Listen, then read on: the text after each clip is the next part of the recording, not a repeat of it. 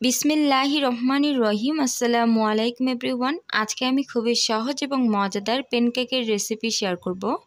ঘরে যদি মাত্র একটি ডিম থাকে তাহলে কিন্তু এই মজাদার প্যানকেকগুলো যে কোনো সময় তৈরি করে নিতে পারবেন। প্রত্যেকটা প্যানকেকই কিন্তু একদমই পারফেক্ট এবং সফট হবে। তো সমস্ত ধরনের টিপস অ্যান্ড ট্রিক্স সহকারে আজকের ভিডিওটি আপনাদের সাথে শেয়ার করব। আশা করি ভালো লাগবে। তো আমার রেসিপি ভালো লাগলে প্লিজ একটি লাইক করে দিবেন এবং চ্যানেলটিকে সাবস্ক্রাইব করে পাশে থাকবেন। আমার চ্যানেলে আরও বিভিন্ন ধরনের নিত্য নতুন রেসিপি দেওয়া আছে, চাইলে ঘুরে আসতে পারেন। আশা করি ভালো লাগবে। তো আর কথা না বাড়িয়ে চলে যাচ্ছি মূল রেসিপিতে।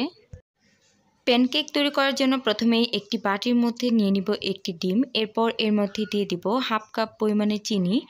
চিনির পরিমাণটা এখানে যেটা আমি ব্যবহার করেছি এটা কিন্তু একদম পারফেক্ট, তবে আপনারা চাইলে এখানে চিনিটা বাড়িয়েও ব্যবহার করতে পারেন।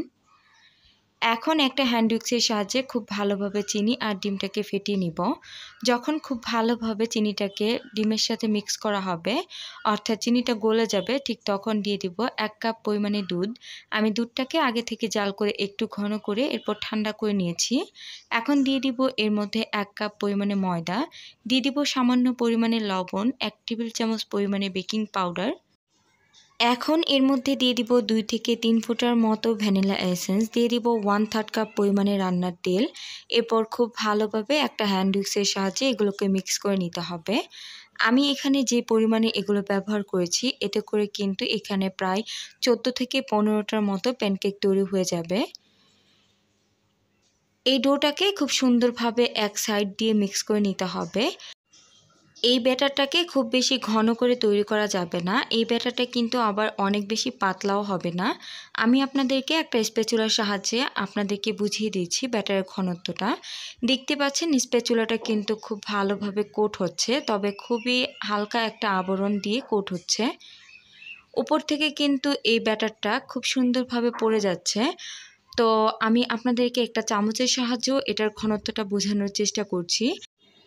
তো আপনারা চাইলে কিন্তু এরকমভাবে একটা মেজারমেন্ট কাপের সাহায্যে প্যানকেকগুলো তৈরি করে নিতে পারেন।